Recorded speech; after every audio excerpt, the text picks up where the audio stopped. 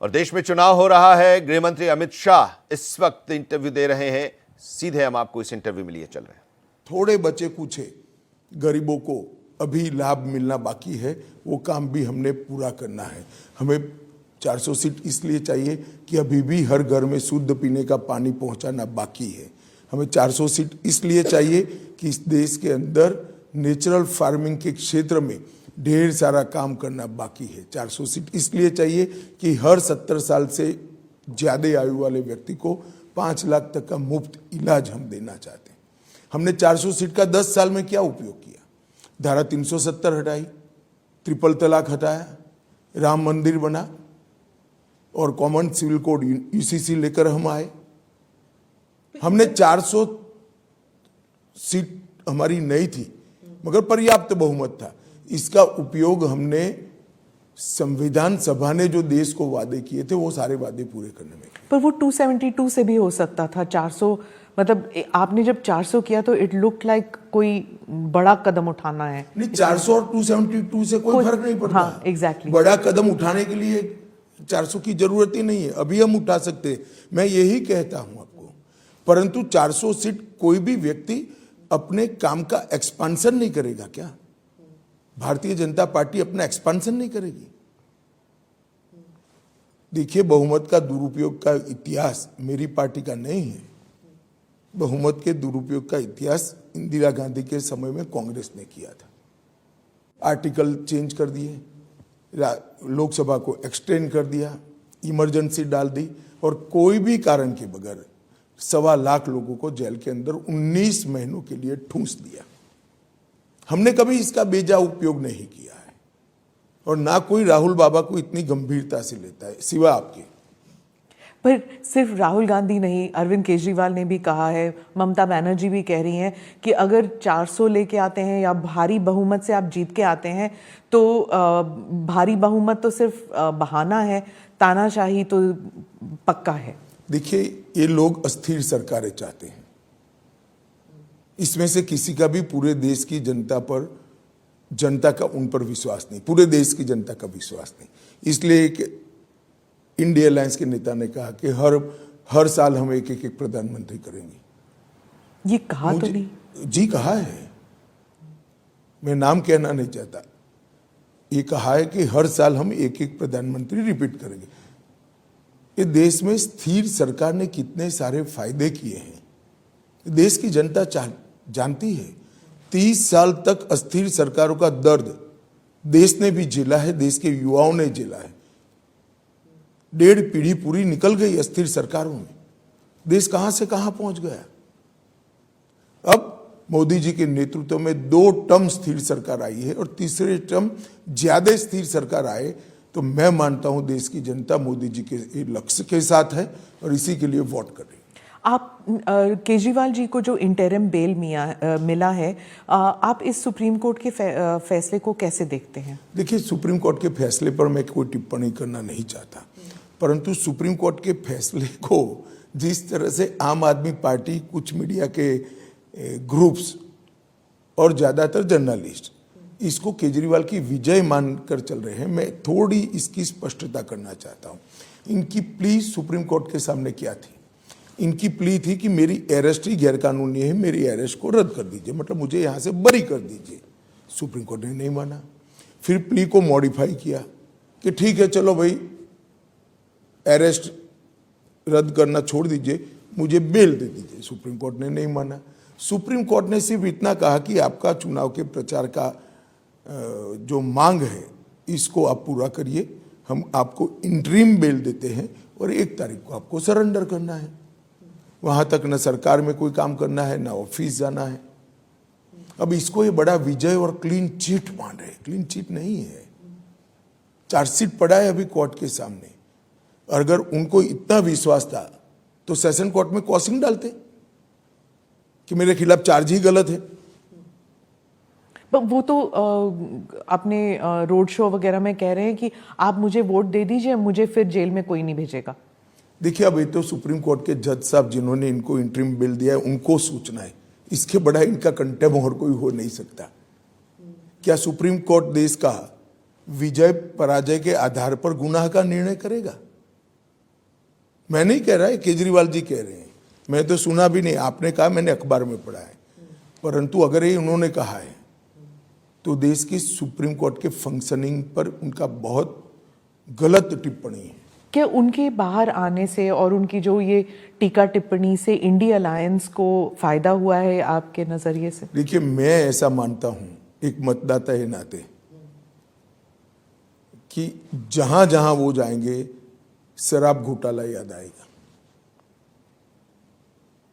अब फायदा हो गया, नुकसान आप तय कर लीजिए। पंजाब में हाँ, प्रचार में जहां जहां जाएंगे शराब घोटाला ही लोगों को दिखाई देगा। कई लोगों को तो बड़ी बोतल दिखाई पड़ेगी।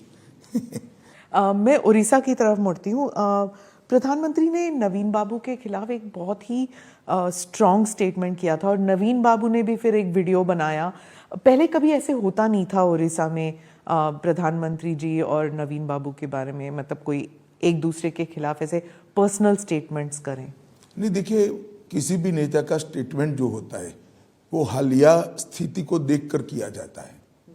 अभी की स्थिति को देखकर प्रधानमंत्री जी ने स्टेटमेंट किया और मैं भी मान रहा हूं कि वहां सरकार बदलने जा रही है। सेंटर के लिए एंड स्टेट, वहां पे दोनों इलेक्शंस चल रहे हैं। दोनों इलेक्शन है। राज्य सरकार इस बार भारतीय जनता पार्टी की बनेगी। कश्मीर में पीसफुल पोलिंग और बंगाल में हिंसा, ये हुआ है चौथे राउंड में।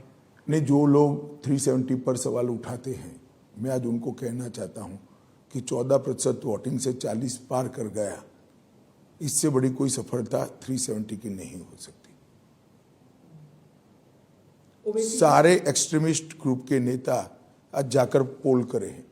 वोट किसको देना नहीं देना वो उनका अधिकार है, मगर कम से कम लोकतांत्रिक प्रक्रिया का वो हिस्सा बने। पहले चुनाव के बहिष्कार के नारे लगते थे, आज शांतिपूर्वक कहीं एक डंडा भी नहीं चला, एक भी रैगिंग नहीं हुई और धैर्यपूर्वक किसी भी दल का कोई फरियाद नहीं है, धैर्यपूर्वक पोलिंग हुई। ये बताता है कि बदलाव हुआ है। और मैं बताता हूं, पहली बार 40% से ज्यादा विस्थापित कश्मीरी पंडितों ने वोट डाले हैं। अब तक ये आंकड़ा 3% से ऊपर कभी नहीं गया। पहली बार 40% कश्मीरी पंडित और विस्थापित जो थे उन्होंने वोट डाले। ये बताता है कि एक आत्मविश्वास आया है जनता के अंदर कि नहीं, अब हम डेमोक्रेसी के साथ जा सकते हैं। जब आप परिवारवादी पार्टी के बारे में कह रहे थे, अब एनसी और पीडीपी जो है, इनके नेता तो आएंगे ही, जीत कर आएंगे। आपने कहा था कि कश्मीर में ये लोग नहीं आएंगे। मुझे लगता है परिवर्तन होगा। देखिए, ये पूरे इंडिया अलायंस का कैरेक्टर एक प्रकार से कहीं ना कहीं मिला जुला है, इसीलिए इनका एक जमघट बना है। सारी पार्टियां परिवारवादी हैं, सारी पार्टियां कहती हैं हम 370 वापस लाएंगे, सारी पार्टियां कहती हैं कि हम ट्रिपल तलाक चाहते हैं, सारी पार्टियां कहती हैं कि हम यूसीसी का विरोध करेंगे, सारी पार्टियां सीएए का विरोध करती हैं और सारी पार्टियां भ्रष्टाचार में आकंठ डूबी हुई हैं। तो इंडिया अलायंस का एक कल्चर कॉमन है। ये सारी चीजें ब्रैकेट के बाहर और ब्रैकेट में सारी पार्टियां हैं।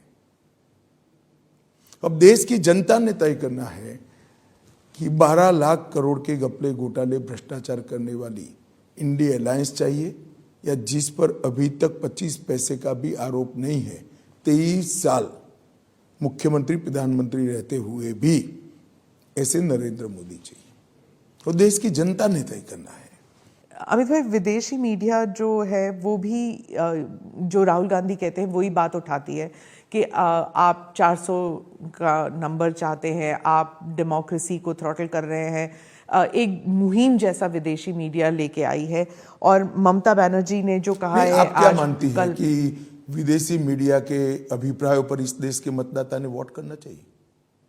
फॉरेन इंटरफियरेंस होता है इलेक्शंस में थ्रू मीडिया। वो इंटरफियरेंस नहीं है, जिसको जो बोलना है बोले। भारत का मतदाता बड़ा मैच्योर है, डिब्बे खुलने देंगे, खुलने दीजिए, तीसरे दिन वो छुट्टी पर जाएंगे।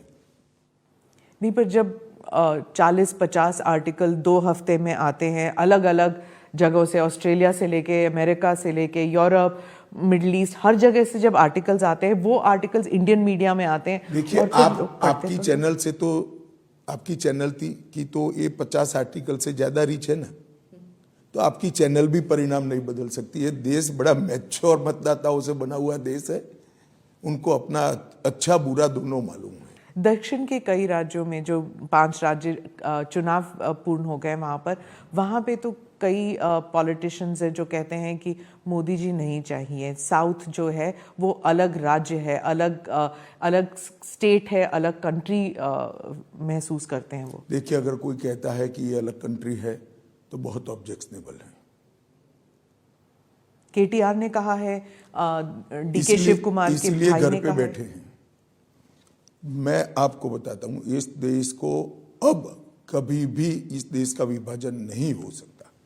कांग्रेस पार्टी ने, एक बड़े नेता ने कह दिया कि उत्तर भारत दक्षिण भारत का विभाजन करो, और कांग्रेस पार्टी इसको डिनाई नहीं करती, अपने आप को ये स्टेटमेंट से अलग नहीं करती। देश की जनता को सोचना चाहिए कि कांग्रेस पार्टी का एजेंडा क्या है। मगर मैं आपको परिणाम बता देता हूं। केरल, तमिलनाडु, आंध्र, तेलंगाना और कर्नाटक, ये 5 राज्य मिलकर सबसे बड़ा दल इस चुनाव में अकेली भारतीय जनता पार्टी बनने जा रही है, एनडीए नहीं। आप इसको दुष्प्रचार कह दीजिए, मिस इन्फॉर्मेशन, डिसइन्फॉर्मेशन या फिर सिलेक्टिव इंफॉर्मेशन, ये बिल्कुल गांव तक फैल गया है व्हाट्सएप के जरिए कि रिजर्वेशंस हट जाएंगे, मुस्लिम रिजर्वेशंस आ जाएंगे, ये सब इट स्प्रेड्स वेरी फास्ट। अब देखिए, ऐसा है, आप सिर्फ व्हाट्सएप और चैनल देखती हैं, हम लोग लाखों किलोमीटर टूर कर करोड़ों लोगों का जनसंपर्क करते हुए वो आपको दिखाई नहीं पड़ता है। बड़ी दुर्भाग्य की बात है। हमने इस बात को पूरी तरह से मजबूती के साथ स्पष्ट किया है। मैं आज आपकी चैनल के माध्यम से भी कर रहा हूं। जब तक भाजपा का एक भी सांसद है इस देश में से, SC, ST, OBC के रिजर्वेशन को कोई हाथ नहीं लगा सकता। और नरेंद्र मोदी से बड़ा SC, ST, OBC रिजर्वेशन का कोई समर्थक नहीं है। अगर 4 जून को 272 पार नहीं करते आप, तब मैं ऐसी संभावना नहीं देखता। 18 लाख किलोमीटर थी, अब 7.55 लाख किलोमीटर है, तो डबल से ज्यादा 10 साल में बढ़ा है हमने। इसके साथ साथ हवाई अड्डे 74 थे, आज 149 है। रेलवे इलेक्ट्रिफिकेशन 22,000 किलोमीटर था, अब 62,000 किलोमीटर है। और ढेर सारे काम, ऑप्टिकल फाइबर जो मैंने कहा, भारत नेट, 100 पंचायतें छोड़कर मनमोहन सिंह गए थे, आज 2 लाख पंचायतों तक हम पहुंचे हैं। और 1 GB डेटा की कॉस्ट वो 269 रुपया, 269 रुपीज छोड़कर गए थे, आज 10 रुपया है। आपने अब ये सारी चीजें जिनको मिली है और जो उनके बेनिफिशियरी है, उनको मालूम है नरेंद्र मोदी क्या है और क्यों 400 देना चाहिए। लाभार्थी, हाँ, लाभार्थी। और इसके साथ साथ मैं बताता हूं, 1,10,000 करोड़ का इंफ्रास्ट्रक्चर का बजट था देश का, मोदी जी ने 11 लाख करोड़ का रखा, बनाया, 11 लाख करोड़ तक ले गए। एक 25,000 करोड़ का ट्राइबल्स का बजट था, आज 1,29,000 करोड़ है। किसान का बजट 30,000 करोड़ था, आज 1,40,000 करोड़ है। ये कहां से हुआ? राहुल की भाषा में कहिए तो गब्बर सिंह टैक्स से हुआ है। अंत में पूछूंगी मैं आपसे, आपको पॉलिटिकल चाणक्य कहते हैं, तो मैंने जब पहले आप जो मैं हूं नहीं। अच्छा, पर लोग कहते हैं, आप नहीं माने तो भी, जो अगर 272 नहीं आते, ये तो आप सोचने को तैयार नहीं है, लेकिन पॉलिटिकल चाणक्यस जो हैं वो प्लान बी जरूर बना के चलते हैं। आप प्लान बी नहीं बनाते? प्लान बी तब बनाना पड़ता है जब प्लान ए में 60% से कम संभावना हो। कितनी संभावना है आपको? मैं निश्चित रूप से मानता हूं कि 100% मोदी जी प्रचंड बहुमत के साथ जीत कर आएंगे। पूरा देश चाहता है, इस देश सुरक्षित हो, ये देश समृद्ध हो, इस देश का दुनिया में सम्मान बढ़े, ये देश आत्मनिर्भर हो, ये देश विकसित भारत बने। और हर भारतीय, चाहे गरीब से गरीब हो, चाहे कितना भी धनवान हो, ये सभी मानते हैं कि 10 साल में दुनिया में देश का सम्मान बढ़े।